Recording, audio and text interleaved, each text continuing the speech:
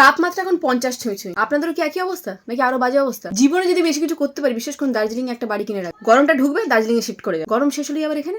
ভালো না আইডিয়াটা বলুন? নেই। যাই হোক, এখন ফোকাস করি। এখন ওই 50 ডিগ্রি তাপমাত্রা মাথায় নিয়ে আমাকে যেতে হবে ক্লাসে। এই গরমে জিন্সের টপ পরে যদি আমি এখন যাই, রোস্টেড বেগুন আমাকে দেখে হাসাহাসি করবে। পিওর কটনের এই জামাটিতে আপনি হাওয়াও করতে পারবেন না।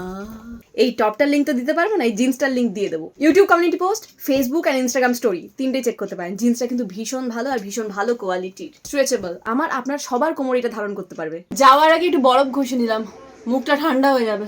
যখন আইস অ্যাপ্লাই করি স্কিনটা কি স্মুথ লাগে, কিছুক্ষণ পরে আবার তেল বেরোতে শুরু করে। The best sunscreen ever for oil and acne prone skin, the dot and key cica range sunscreen. অসাধারণ। আমি প্রোডাক্টগুলো ট্যাগ করে দেবো, আপনারা ওখান থেকে কিনে নিতে পারেন। এই তোরা একটু চুপ কর, আমাকে ভিডিওটা শুট করতে দে রে ভাই। তো এখন এই পন্ডস ম্যাজিকটা ইউজ করছি, কেমন কে জানে।